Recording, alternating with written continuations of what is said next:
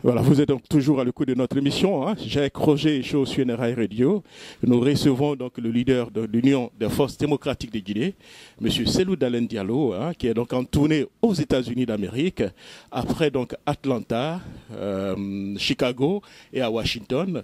M. Dalein sera donc demain à Philadelphie et après-demain donc à New York. Alors, M. Dalein, bonjour, comment allez-vous?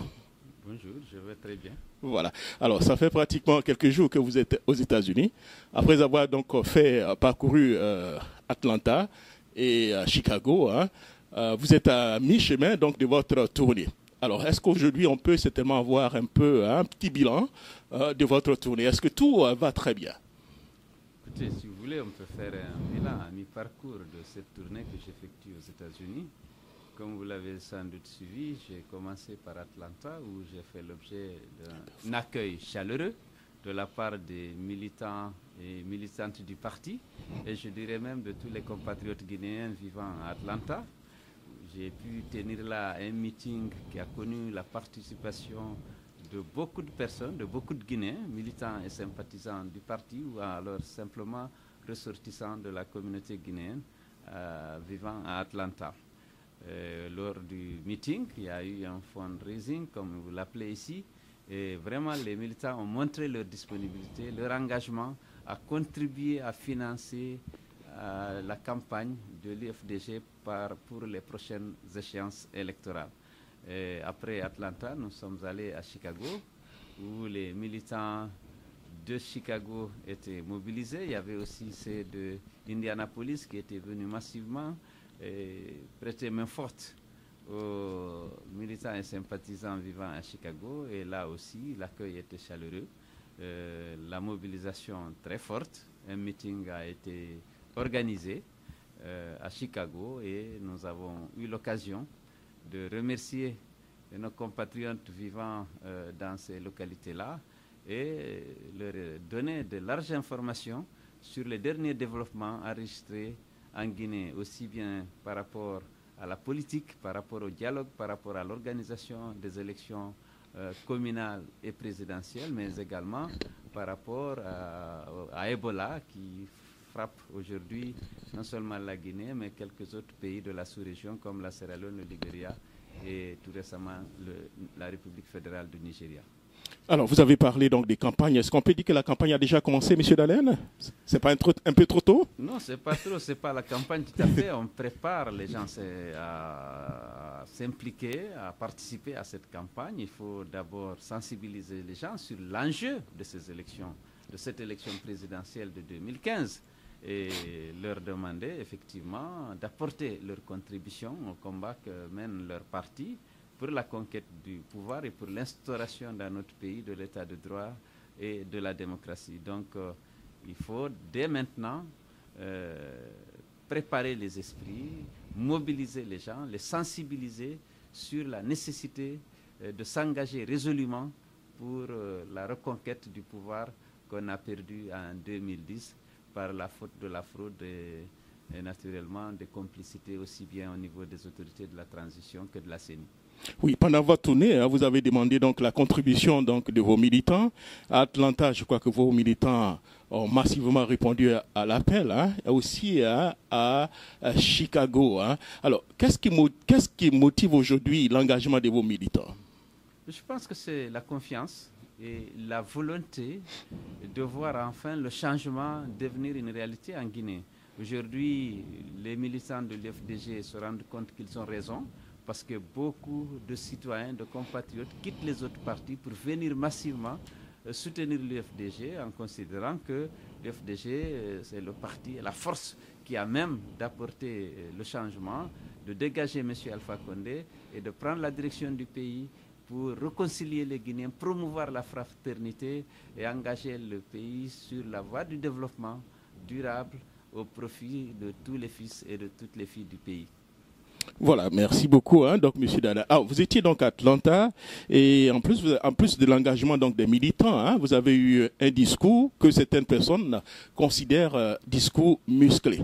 Certaines personnes disent même que Monsieur Dalein est en train d'inciter donc à la violence. Alors, que répondez-vous par rapport à ça, Monsieur Dalein? Non, écoutez, je n'ai pas incité à la violence. J'ai seulement réaffirmé la détermination des militants de l'UFDG à ne plus accepter d'être privés d'une victoire si elle est acquise.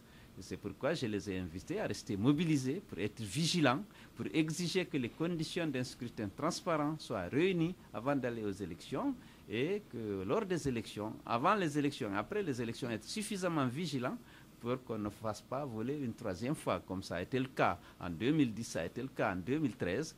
Et j'ai donc demandé aux militants de rester mobilisés pour mener ce combat contre la fraude électorale, fraude à laquelle s'apprête justement fraude à laquelle M. Alpha Condé est habitué déjà et qu'il ne manquera pas de vouloir organiser lors des prochaines échéances électorales. Oui, pendant cette tournée, vous êtes aussi accompagné par M. Bangoura, qui est donc un leader de la Basse-Côte. Alors, vous aviez dit que vous avez eu un peu donc l'accord ou bien un désaccord avec la Basse-Côte. Est-ce qu'on peut savoir la nature exactement de ces accords?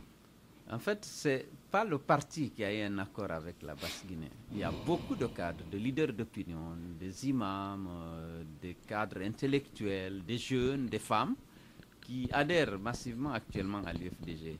C'est qu'au niveau des deux communautés, entre la communauté de la Moyenne-Guinée et la communauté de la Basse-Guinée, il y a eu des prières qui ont été organisées à Kouria, dans la préfecture de Koya, au cours desquelles prières les deux communautés sont engagées à rester unis et solidaires et de ne pas accepter que les politiciens viennent s'aimer la haine et la division entre les deux communautés qui ont toujours vécu ensemble dans l'harmonie et dans la solidarité. Donc ça, c'est une affaire de coordination, ce n'est pas une affaire de parti politique. C'est vrai que M. Bangoura, qui était président d'une coordination de la Basse-Guinée, a rappelé ça. Maintenant, il a quitté cette coordination, il a démissionné et il a adhéré officiellement à l'Union des forces démocratiques de Guinée, où il est devenu membre du conseil politique. Et donc, c'est de ça qu'il s'agit. Il y a eu un document, un pacte, signé entre les deux coordinations de la Basse-Guinée et de la Moyenne-Guinée, au terme de quel pacte les deux communautés s'engagent à vivre dans l'harmonie, dans la solidarité, comme par le passé, et de refuser toute ingérence des politiques dans leurs relations qui ont été toujours des relations de bon voisinage, des relations de solidarité, de mariage, autour des valeurs partagées entre les deux communautés. Oui, dans ces accords, je ne sais pas si ma mémoire est correcte, je crois que vous auriez dit, ou bien M. Bangoura aurait dit que, en cas d'attaque de la communauté de la Moyenne-Guinée, la Basse-Côte apportera assistance. Vous faites allusion à qui? L'attaque viendra de qui? Écoutez, non, ce n'est pas... J'ai dit que dans le combat contre la fraude, avant et pendant les élections, le soutien des habitants de la Basse-Côte pourra être très utile, dans la mesure où ces citoyens-là sont aussi déterminés à œuvrer pour le changement. Et dans ce combat, parce qu'il faudra mener un combat contre la fraude pour exiger que les conditions d'un scrutin transparent et crédible soient réunies, et c'est dans ce combat que l'opposition mène. L'adhésion massive des ressortissants de la Basse-Guinée à l'UFDG pour participer à combat pourra être d'une grande utilité. C'est de ce combat-là que je parle. On a dit que je parlais de guerre, je n'ai pas parlé de guerre, c'était la langue nationale. C'est un combat qu'on peut, la traduction du mot guerre-fille peut être peut-être interprétée dans un sens comme la guerre, mais il s'agit du combat, c'est-à-dire que c'est le combat ou la lutte contre la fraude. Et la contribution, je pense, des militants, des citoyens ressortissants de la Basse-Guinée qui ont adhéré massivement à l'UFDG pourrait être d'une grande utilité dans ce combat-là. Mais ce n'est pas la guerre, je n'ai pas dit la guerre. Voilà, les leaders qui utilisent un peu leur langue en même temps pour s'exprimer aux militants, le président Alpha Condé utilise le soussou, vous le plus souvent vous utilisez un peu le peul. Est-ce que c'est un peu approprié en tant qu'un grand leader qui va être le président de tous les Guinéens? Non, je pense que l'usage d'une langue nationale qui est la sienne n'est pas contraire à l'éthique politique du leader qui veut être président de tous les Guinéens. M. Bangoura a parlé en français et en soussou. Moi, j'ai parlé en français quelques rares fois en peul. Parce que, bon, il m'arrive aussi de faire des efforts pour parler en soussou. Très souvent, dans les discours maintenant, Et même à Malinké, de temps en temps, on utilise la langue nationale pour montrer aussi notre attachement à nos langues. Mais ça ne fait pas dire qu'on a tendance à exclure ceux qui ne comprennent pas cette langue ou ceux dont cette langue n'est pas la langue maternelle. C'est fait partie, cette diversité constitue aussi une richesse de la Guinée à laquelle on est attaché, mais ça ne signifie nullement qu'on veut exclure les autres parce qu'on a parlé une des langues nationales. Lorsque je suis à Zérékoré, je m'efforce de parler quelques mots en guérzé, et lorsque je suis en Haute-Guinée, je m'efforce de parler aussi en malinké pour me faire comprendre dans la langue du terroir. Ici, lorsque, comme c'était le cas, il y a une grande majorité des participants au meeting qui étaient des Foulafounes, je peux de temps en temps prononcer quelques phrases dans cette langue-là. Je ne pense pas que ce soit une volonté d'exclure les autres ou de vouloir imposer l'hégémonie d'une langue par rapport aux autres. Toutes les langues nationales se valent, elles font partie du patrimoine culturel de notre pays qu'il faut protéger et qu'il faut utiliser. Alors, Monsieur Cellou Dalein Diallo, après des mois donc de bruit avec votre vice-président, Monsieur Bahouri, vous avez pu trouver donc des accords, je pense, une entente, je pense, à Dakar. Est-ce qu'on peut savoir un tout petit peu la nature, voilà, de ces accords, en guillemets, que vous aurez eu avec votre vice-président? Non, ce n'est pas un accord en soi. C'est que pendant longtemps, il y a eu des malentendus. On ne se comprenait plus, on ne se parlait plus, pour des raisons que vous connaissez sans doute. Et à Dakar, on nous a réunis, on nous a demandé de nous réconcilier et chacun a pris la parole pour informer que tout ce qu'on lui a fait comme tort, il a pardonné et il demande à son frère de pardonner lui aussi les torts qu'il lui aurait commis. Et on s'est serré la main, on a dit que désormais, nous allons discuter de tous les problèmes que nous avons en commun, y compris les problèmes du parti, entre nous pour essayer de les régler à l'amiable au lieu de nous disputer sur la place publique comme ce fut longtemps le cas entre M. Bahouri et moi. Donc on a pris le ferme engagement de nous parler, de discuter de nos problèmes et de trouver des solutions en homme adulte, responsables et qui dirigeons, si vous voulez, ensemble le même parti. Donc, les sages de la coordination nous ont demandé ça, on a pris l'engagement de le faire et je pense que depuis lors, nous sommes en train de nous parler, essayer de discuter des malentendus, des contradictions qui existent entre nous pour essayer de les aplanir en toute responsabilité. Oui, justement, pendant votre tournée aux États-Unis, on avait annoncé aussi la présence de M. Bahouri. Alors, qu'est-ce qui s'est passé? Il n'est pas présentement aux États-Unis. Est-ce qu'il sera avec vous à New York? Écoutez, je ne sais pas encore. Et l'ambassade des États-Unis en France ne lui a pas délivré le visa pour des raisons que je ne connais pas. J'ai demandé à l'ambassade des États-Unis à Conakry. Je vais demander au départ, en les informant que je venais aux États-Unis avec lui et que je souhaitais qu'ils usent de leur influence auprès de l'ambassade des États-Unis à Paris pour que cette ambassade-là puisse lui délivrer le visa pour venir en même temps que moi, dans le même vol que moi, à Atlanta d'abord et ensuite faire le reste de la tournée ensemble. Malheureusement, il n'a pas obtenu le visa pour des raisons que je ne connais pas, malgré toute mon insistance, mais je continue de travailler pour essayer de voir s'il peut obtenir le visa. Voilà, M. Dalein, avec votre permission, nous allons parler un peu de la situation sociopolitique un peu dans votre pays. Pourquoi l'organisation des élections communales et municipales traîne, à votre avis? Qu'est-ce qui se passe? Je pense que vous auriez pu poser la question au RPG à M. Alpha Condé. Nous-mêmes, nous ne comprenons pas. Nous avions obtenu lors du dialogue de juin 2013 l'engagement ferme du gouvernement et de la CENI d'organiser les élections communales avant la fin du premier trimestre 2014. Jusqu'à aujourd'hui, ces élections ne sont pas organisées. On ne sait pas nous-mêmes les motifs puisque le gouvernement ne nous a pas expliqué pour quelles raisons il n'a pas organisé ces élections communales. Et lors du dialogue qu'on a ouvert récemment, naturellement, l'un des points de revendication de l'opposition républicaine était l'organisation de ces élections communales avant la fin de l'année. Le gouvernement et le RPG s'étaient engagés à ce niveau, mais après tout, nous avons appris que M. Alpha Condé a dit qu'il n'était pas d'accord sur l'accord qui a été trouvé lors du dialogue qui a été ouvert sur la présidence de M. le ministre de la Justice. Et donc, c'est une des revendications majeures de l'opposition, parce que, comme vous le savez, M. Alpha Condé, dès son avènement au pouvoir, avait limogé tous les conseillers communaux et au niveau de Conakry, tous les chefs de quartier.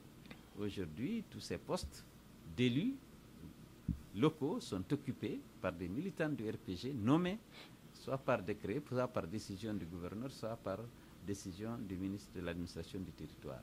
Et au moment où M. Alpha Condé a procédé à la dissolution des conseils communaux, on s'est posé la question, pourquoi violait-il la loi? C'est lors des élections législatives qu'on a compris que ces délégations spéciales et ces chefs de quartier militants du RPG nommés par le pouvoir étaient justement les acteurs majeurs de la fraude qui a été organisée contre l'opposition lors de ces élections législatives. Donc si je comprends bien, M. Dallin, les conditions ne sont pas réunies pour aller aux élections. Alors pourquoi l'opposition parle donc d'élections à ce moment-là? Non, je crois que M. Alpha Condé n'a pas intérêt à changer ces élus nommés par des élus élus. Et dans la mesure où, si on procède à des élections, c'est sûr que l'opposition va non seulement diriger la majorité des communes dans le pays, mais aussi les communes rurales, les communes urbaines, mais aussi les districts et les quartiers urbains. Et ça n'arrangera pas M. Alpha Condé, qui a sans doute l'intention d'organiser une fraude massive pour justement se maintenir au pouvoir en 2015. 2015, c'est déjà dans une année et demie. Hein. Il n'y a pas encore les élections communales. Hein. Monsieur, est-ce que vous croyez que les élections de 2015 se tiendront dans ces conditions, M. Dallin? Je ne pense pas que M. Alpha Condé, qui est quand même un peu qui est intelligent, puisse prendre le risque de se maintenir au pouvoir au-delà de son mandat.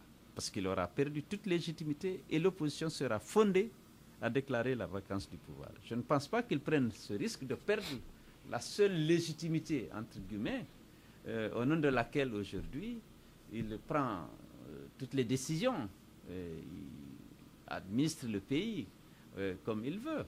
Je pense qu'il va essayer d'organiser les élections au terme de son mandat, qu'il ne va pas prendre le risque de gouverner sans légitimité, sans mandat, en toute illégalité. Et ici, prenez le risque alors? Mais écoute, l'opposition va déclarer la vacance du pouvoir et va demander une nouvelle transition.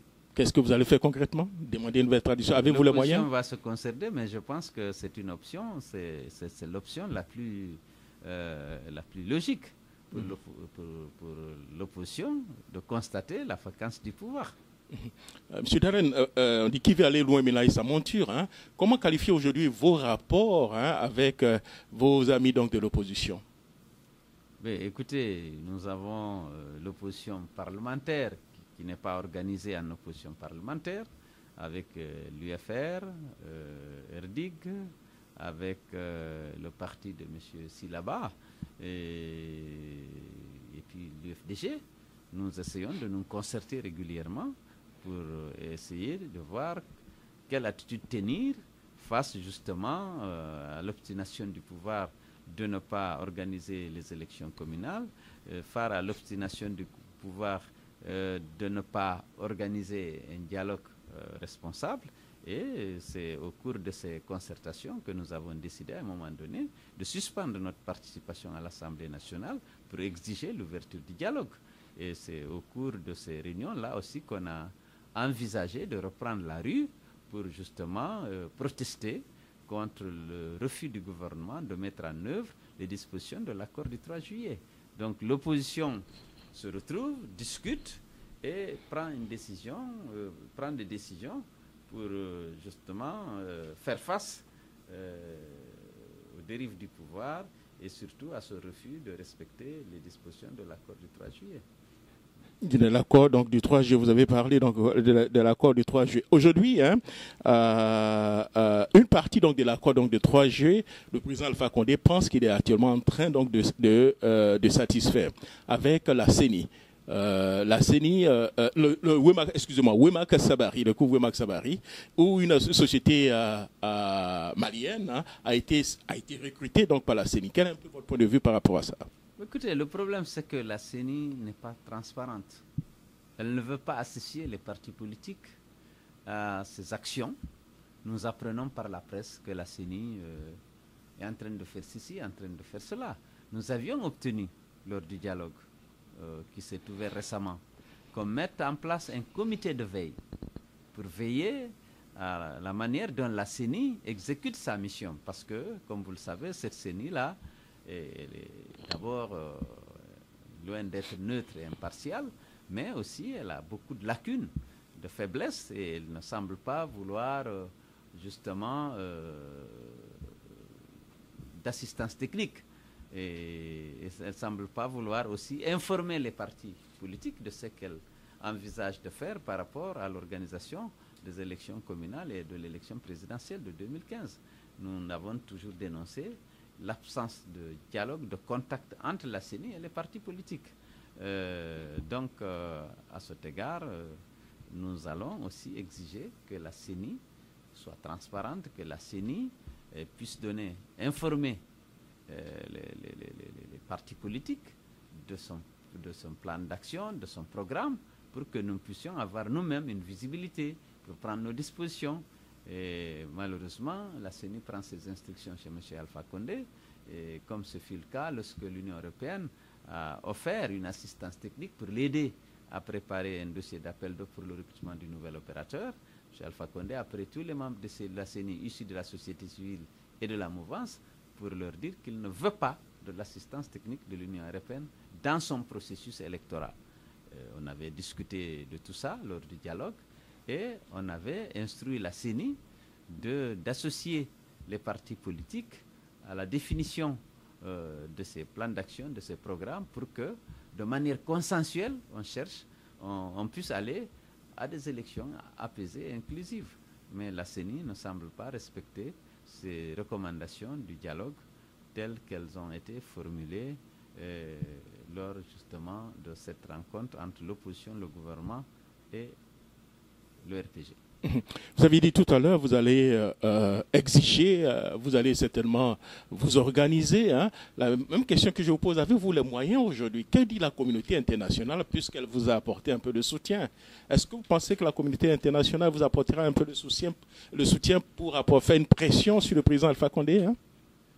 Écoutez, je pense que la communauté internationale, lorsque je parle de la France, de l'Union européenne, des États-Unis, des Nations unies en particulier, qui déclarent être attachés à un certain nombre de valeurs, la démocratie, l'état de droit, la protection des droits humains, et devraient veiller à ce que ces valeurs soient instaurées et respectées dans notre pays. L'Union européenne a eu la sagesse de contractualiser dans l'accord de Cotonou le respect de ces valeurs. Et c'est donner même le pouvoir d'interpeller les gouvernements bénéficiaires de l'aide européenne lorsque ces valeurs sont violées, pour que ces gouvernements prennent langue avec l'Union européenne pour rétablir justement ces valeurs-là lorsqu'elles ont été violées. Et au nom de tout ça, je pense que la communauté internationale devrait veiller à ce que des élections transparentes soient organisées en Guinée. Par respect pour ces valeurs-là. Mais de l'autre côté, tout le monde parle de la paix. On exhorte les États, on exhorte les leaders politiques, la société civile à contribuer à la paix. Mais pour construire la paix, il faut la justice, il faut le respect de la loi. Il faut identifier les sources des conflits et prévenir les conflits. Je pense que organiser des élections transparentes, équitables, des élections crédibles est une manière de prévenir les conflits. Parce que si les élections sont transparentes, je pense que chacun sera disposé à accepter les résultats parce qu'il aura eu confiance justement au processus. Mais si ce n'est pas le cas, pour se maintenir au pouvoir, les gouvernements utilisent la fraude en inféodant la CENI, en impliquant les administrateurs territoriaux, les préfets, les sous-préfets, en violation des dispositions légales, je pense que tout ça contribue justement à mettre en danger la paix et la stabilité de nos États. Donc, la communauté internationale qui défend des valeurs, qui affirme être attachée à ces valeurs, doit veiller à ce que les principes de l'état de droit soient respectés, que les règles et les principes démocratiques soient respectés, mais aussi pour la stabilité, pour la paix. En Guinée, dans la sous-région, on doit veiller à ce que la fraude soit évitée, parce que ça peut être une source de conflit et donc de déstabilisation. Oui, la Guinée est un pays souverain. Hein? Concrètement, qu'est-ce que vous attendez de la communauté internationale? Je vous ai dit qu'en ce qui concerne l'Union européenne, par exemple, ils ont contractualisé dans l'accord de Cotonou le respect de ces valeurs. La démocratie, l'état de droit, le droit de l'homme. Et au titre de l'article 96, l'Union européenne peut ouvrir un dialogue avec un État bénéficiaire de l'aide européenne qui ne respecterait plus ces valeurs. Et ce dialogue existe. Mais en plus, aujourd'hui, ces puissances occidentales en particulier disent lutter contre la démocratie, la liberté, la démocratie, les droits humains, l'état de droit. Et on peut faire passer des messages, faire des pressions, disons, amicales sur les États pour qu'ils respectent ces valeurs-là. Et c'est une manière de contribuer justement à l'avènement de la démocratie dans les pays du tiers-monde, dans les pays en développement. C'est vrai qu'on est souverain, c'est vrai qu'on est des États indépendants et adultes, mais ça ne donne pas le droit à violer le droit des autres. Le droit des autres. Il faut respecter justement les lois qu'on s'est données, en faisant en sorte que les élections soient transparentes, en faisant en sorte que les droits humains soient respectés, en faisant en sorte que les principes et les règles de l'état de droit, de façon générale, soient respectés dans le pays. Oui, M. Dallène, parlons encore d'un autre sujet, le recensement donc, de la population. Hein. Quel est un peu votre point de vue par rapport à ce recensement? Écoutez, l'opposition républicaine a décidé de rejeter systématiquement le recensement dont les résultats viennent d'être rendus publics par le ministère du Plan. Et pourquoi?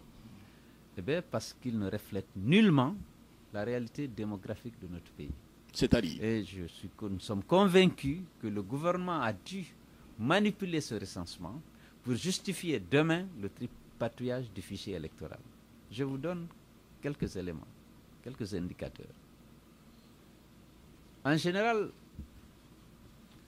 la population électorale représente 45 à 50% de la population totale.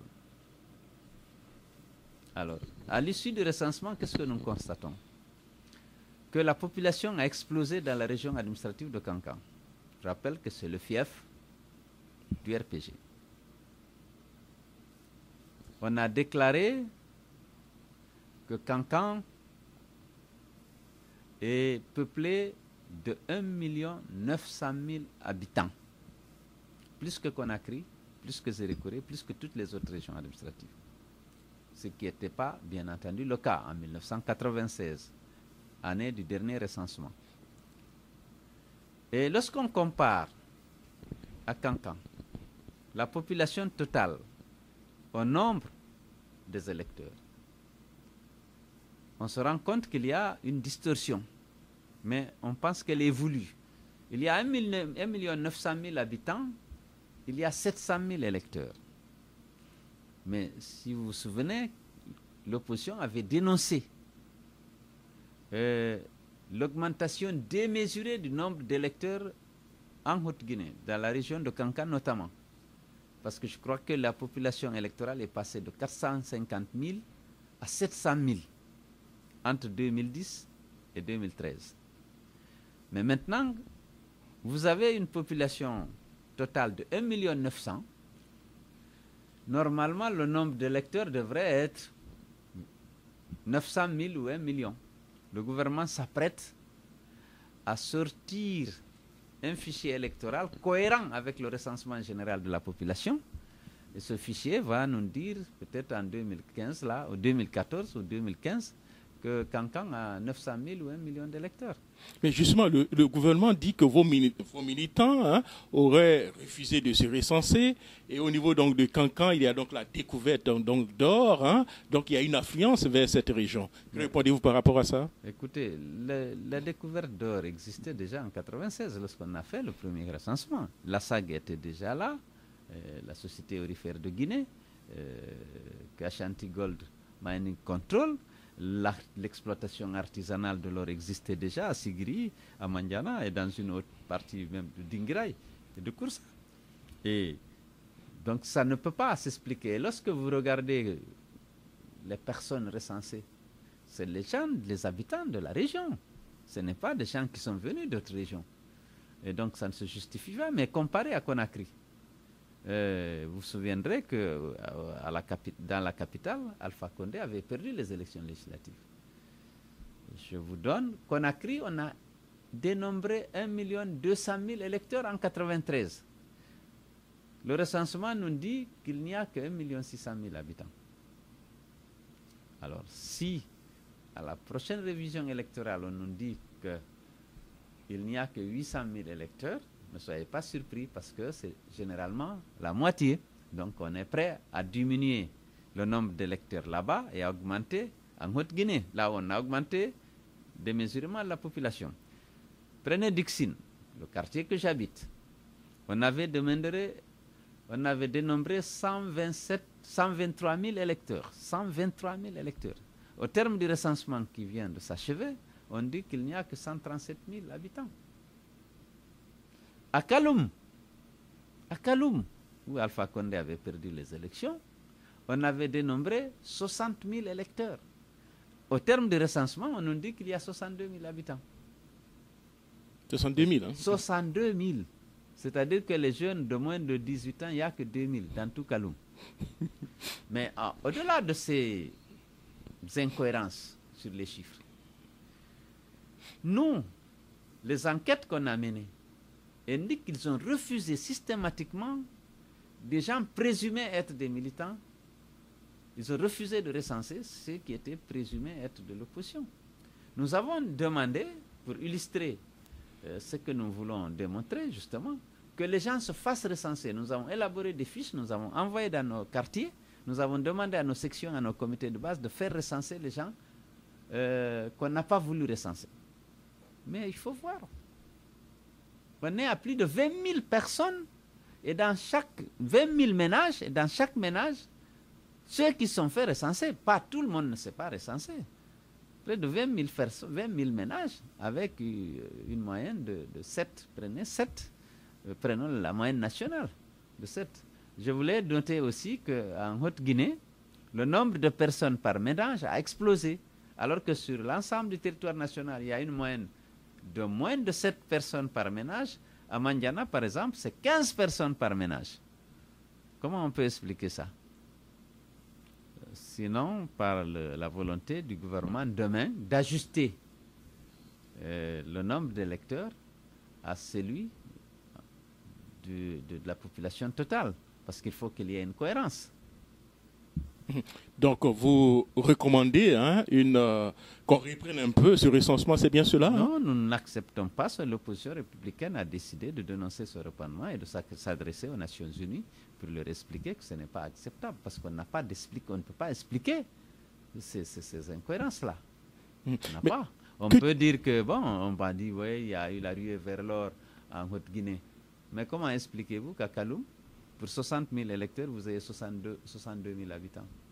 Mais que direz-vous, ceux qui diront que le recensement général de la population, c'est différent donc du recensement pour les élections? Alors que répondez-vous par rapport à ça? Bien entendu. Bien entendu. Nous sommes, les gens du RPG, lorsqu'on critique les résultats, ils essaient de nous faire comprendre que le recensement de la population est trop important. Nous sommes d'accord, c'est important, c'est une opération technique. Mais lorsqu'on manipule le recensement à des fins électorales, on doit le dénoncer. Comment pouvez-vous justifier, comme je l'ai dit, à Kaloum pour 60 000 électeurs et 62 000 habitants? À Dixine, pour 123 000 électeurs, il y a 137 000 habitants. Qu'à Conakry, dans l'ensemble, qu'on ne dénombre que 1 600 000 habitants, alors que toutes les prévisions démographiques, tous les calculs tous les exercices auxquels on se livre pour savoir combien on devait être, montrent qu'on devrait être à 2 500 000 habitants à Conakry. Le recensement indique que c'est 1 600 000. Et sachant bien qu'on a 1 200 000 électeurs, on devrait être à 2 500 000, comme les projections l'indiquaient. Et nous avons plusieurs personnes à qui on a refusé le droit de se recenser. Ils existent. On les a recensés avec leur numéro de téléphone, avec leur quartier. On a ça, on a ce répertoire-là aujourd'hui avec nous pour justement prouver que ce que nous disons, ce n'est pas politique et politicien. Il y a des gens auxquels on n'a pas donné la possibilité de se faire recenser. Ils ont mené même des démarches auprès des agents recenseurs qui ont refusé. Ça, c'est une mise en cause de leur citoyenneté.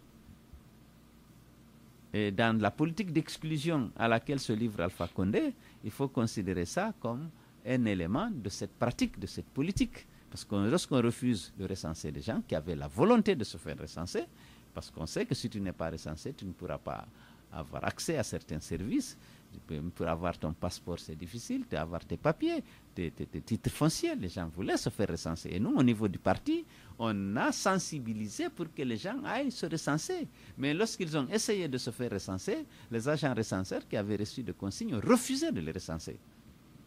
Parce qu'ils appartiennent à une ethnie ou parce qu'ils appartiennent à des partis politiques réputés être des partis politiques de l'opposition.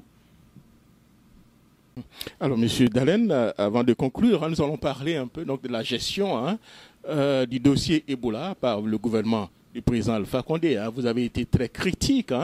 Certaines personnes pensent qu'il y a eu une très mauvaise gestion de ce dossier. Alors, en tant qu'opposant, que pensez-vous réellement donc, de la gestion de ce dossier?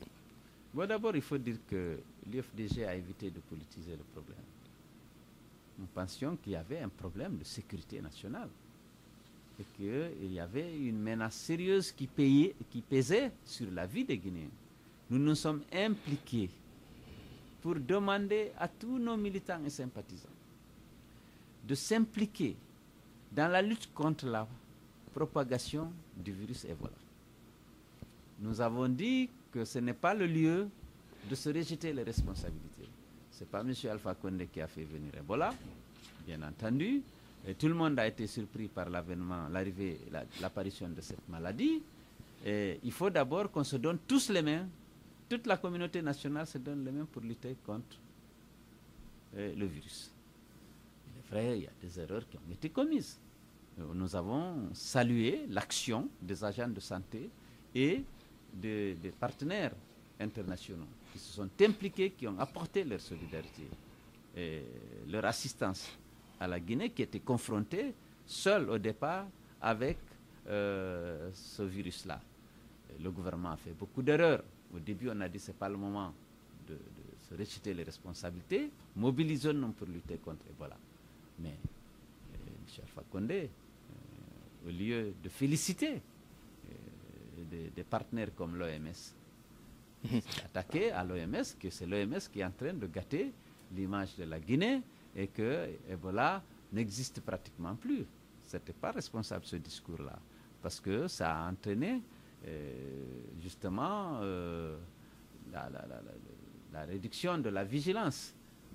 Et finalement, la maladie est repartie de plus belle pour se diffuser maintenant dans les autres pays africains. Je ne veux pas dire que c'est lié à ce discours-là, mais lorsque dans un pays, le chef d'État fait comprendre que Ebola est vaincu et que les partenaires qui sont venus nous aider sont responsables de l'aggravation de la situation, et ça, ce n'était pas responsable. Et ça a dû contribuer quand même à la propagation de la maladie, puisque les gens ont fait preuve de moins de vigilance, ils ont considéré que la maladie était vaincue. Alors, qu'aurait fait donc le président Diallo face à cette maladie, cette pandémie? Oui, aujourd'hui, la situation apparemment est relativement... la maladie n'est pas vaincue, mais aujourd'hui, les Guinéens souffrent. il est pratiquement, le pays est sous embargo. Emirates a suspendu ses vols, Askai a suspendu ses vols. On ne peut pratiquement pas sortir. Air France et SN Bruxelles, je crois qu'on dit encore que Air France même, le personnel souhaite que les vols sur Conakry soient suspendus. Aujourd'hui, les Guinéens ne sont pas allés à la Mecque. Cette année, les Guinéens ne sont pas allés ni pour Imra, ils n'iront pas pour le pèlerinage à la Mecque. Peut-être que si les dispositions avaient été prises, on aurait pu circonscrire la maladie et l'éradiquer avant qu'elle ne se diffuse d'abord dans la sous-région et dans les autres régions de la Guinée. Bon, ceci dit, encore une fois, ce n'est peut-être pas le moment de faire le bilan. Il faut qu'on se donne tous la main, d'abord en Guinée et dans la sous-région, pour essayer d'éradiquer le plus tôt possible cette maladie qui constitue une véritable menace pour la vie des citoyens de la sous-région. Monsieur Dalen, parlons donc de bonne gouvernance au niveau donc de la Guinée. Votre nom est cité le plus souvent quand on parle de patrimoine bâti, on parle de Air Guinée. Vous avez beau expliquer un peu cela, mais n'empêche que votre nom circule toujours. Alors comment vous expliquez un peu cela, monsieur Dalen? Non, c'est la calomnie, simplement. C'est-à-dire? Non, c'est la calomnie. C'est tout simplement la calomnie. Les dossiers dont vous parlez, c'est clair. Air Guinée, sa privatisation a été décidée par le Conseil des ministres en application d'une recommandation du Fonds monétaire et de la Banque mondiale. Le dossier a été présenté au Conseil interministériel, débattu, l'accord a été donné, il est passé au Conseil des ministres, la décision a été approuvée. Pour procéder à cette privatisation, le ministère des Transports et le ministère des Finances ont fait appel à la Banque mondiale, qui ont mis en place une assistance technique pour préparer un dossier d'appel d'offres. C'est au cours de l'exécution de cette mission de la Banque mondiale que M. le Président de la République a décidé que l'avion soit vendu à M. Mamadou Sylla. La privatisation de Air Guinée avait commencé avec le premier programme de réforme économique et financière. À l'époque, Air Guinée disposait de 5 ou de 6 avions. Il y avait 3 Boeing tout neufs, un Boeing 707, un Boeing 737 et un Boeing 727. La décision avait été prise de dissoudre Air Guinée et de vendre les avions. 2 avions, le Boeing 707 et le Boeing 727, ont été vendus au Nigeria. Il est resté le Boeing 737 qui devait rester comme avion présidentiel du chef de l'État. Mais le programme n'a pas été suivi. Air Guinée n'a pas été liquidé.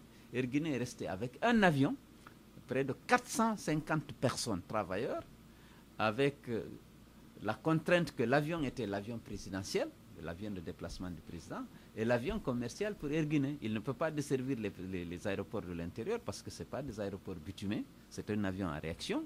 Et les charges étaient lourdes et un seul avion ne pouvait pas supporter naturellement les charges d'une compagnie qui avait une taille beaucoup plus importante avec 6 appareils.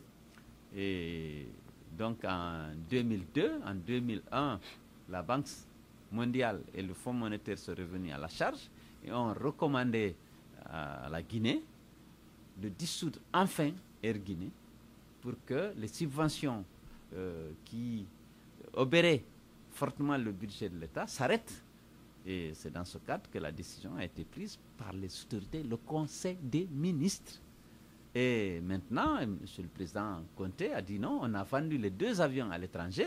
Il y a quelqu'un un Guinéen qui veut l'acheter. Je préfère cette fois-ci qu'on vende l'avion aux Guinéens. Quel est le prix?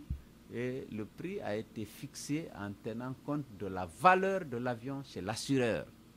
C'était 5 millions de dollars. Le prix a été fixé, la convention a été signée et la cession a été donc faite officiellement. Et je ne suis pas le trésor public. Je pense que Mamadou Sylla aurait pu payer au trésor, il faut vérifier là-bas. Mais c'est sur instruction du président de la République en disant que les 2 autres avions étaient vendus à l'étranger.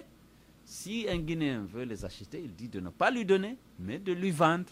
Et il a dit qu'il a décidé d'ailleurs de lui vendre, de lui donner simplement le prix de l'avion. Il va payer, et c'est ce qui a été fait.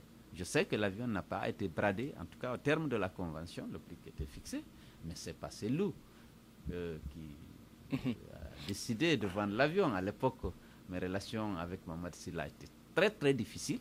Il a même pensé que c'est pour ça que je m'étais opposé à la vente de l'avion à sa société, parce que je m'y étais effectivement opposé. Simplement parce que je voulais que ce soit à la suite d'un appel d'offres que la cession soit faite. Malheureusement, le président de la République a décidé qu'il vend cette fois-ci à un Guinéen. Parlons de patrimoine bâti, hein, votre villa, hein, voilà. Voilà. Alors, certaines personnes disent que M. Dallène a acheté la maison dans des conditions légales, hein, mais ils pensent que vous l'avez eu parce que vous avez été favorisé, parce que vous étiez Premier ministre. Alors, que répondez-vous par rapport à ça? Peut-être que favorisé, oui, mais je ne me suis pas vendu le bâtiment. C'est le président de la République qui a décidé de me vendre le bâtiment que j'occupe. Je n'étais pas le premier à qui l'État vend le bâtiment qu'il occupe, parce que certains parlent, on aurait dû faire un appel d'offres. On a vendu un bâtiment à l'occupant. Il y a eu une évaluation indépendante qui a fixé le prix. J'aurais pu demander la réduction du prix pour acheter à un prix qui correspond peut-être à ma capacité, à mon pouvoir d'achat. Mais je ne l'ai pas fait. J'ai plutôt contacté une banque qui m'a fait un prêt personnel de 400 millions de francs guinéens et qui a payé le bâtiment à l'État et a pris l'hypothèque sur le bâtiment. J'ai remboursé en 6 ans et demi le prêt qui m'avait été accordé pour acheter le bâtiment que la banque avait payé à ma place, et j'ai fini de payer le bâtiment en 2010, la banque en 2011. En 2012 que j'ai fini de payer la banque. C'est le président de la République, je n'ai même pas demandé, c'est lui qui a décidé de me vendre le petit bâtiment que j'occupais avec le terrain qui était là. Une évaluation indépendante est venue, a évalué, et puis j'ai payé dans les conditions que je viens vous décrire.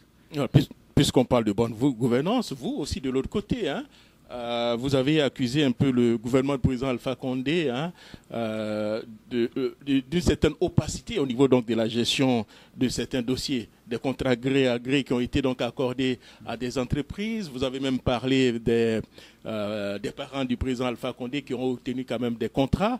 Alors, est-ce que vous pouvez un peu élaborer, M. Dallène? Oui, écoutez, regardez, il y a des contrats qui sont passés au ministère des Travaux publics.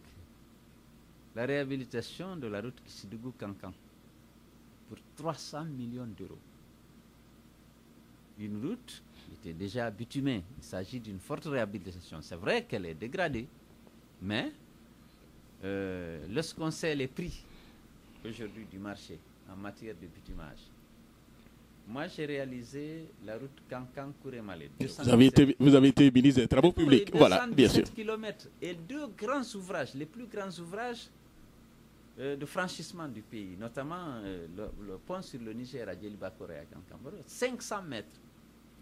On a réalisé tout ça à 91 millions de dollars.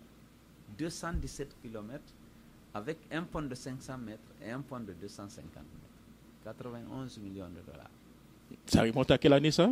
Hein? Ça remonte à quelle année?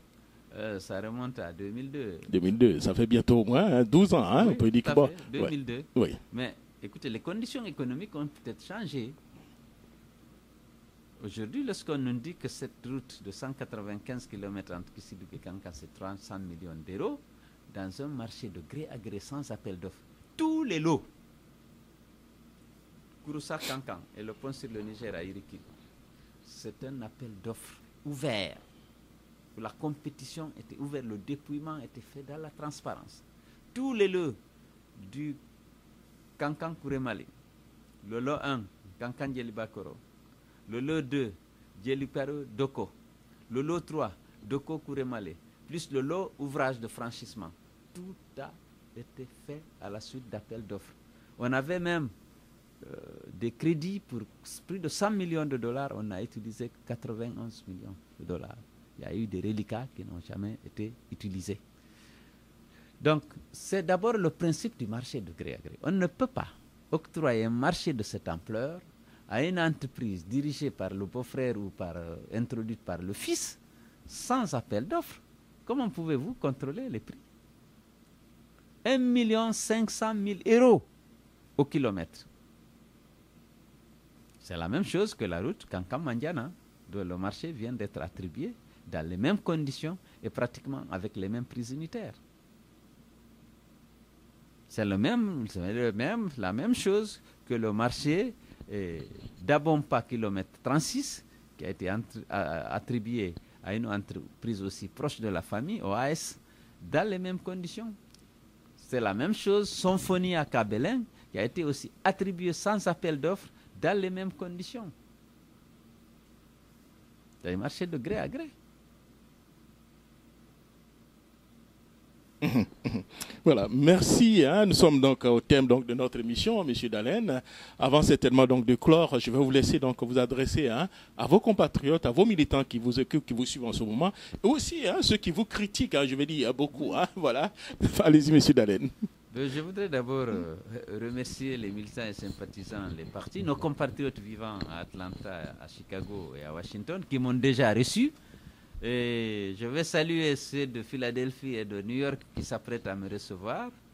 Je suis convaincu que dans ces deux localités aussi, je ferai l'objet d'un accueil chaleureux. Et je suis convaincu que les meetings que je vais tenir là seront aussi des meetings géants parce que les militants et sympathisants, nos compatriotes guinéens vivant dans ces localités ne manqueront pas d'honorer de leur présence ces grands meetings.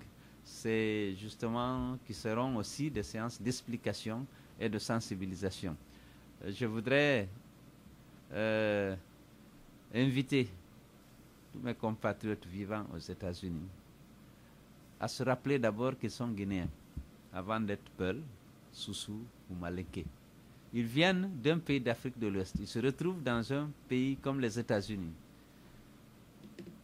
Ils ont en partage cette Guinée verdoyante qui nous a été léguée par nos parents, qui vivait en harmonie, qui vivait sans haine, sans exclusion, sans stigmatisation. Je vais les inviter à revenir à de meilleurs sentiments entre les communautés composant notre pays ici. Les Malinké et les Peuls, les Soussous et les Malinké, les forestiers. Mais restons unis autour des valeurs que nous partageons, autour des préoccupations qui sont communes. Des préoccupations parmi lesquelles il y a le développement de notre pays, il y a l'unité de notre pays, il y a l'émergence de cette Guinée qui va occuper sa place dans le concert des nations. Si nous ne nous entendons pas, nous exposons notre pays à des risques qui pourraient ne pas être contrôlables demain. Je pense qu'on doit considérer les partis politiques comme des phénomènes de Sanakuya et sans que l'appartenance à un parti ou à un autre ne puisse être source de conflit entre les ressortissants de notre communauté nationale.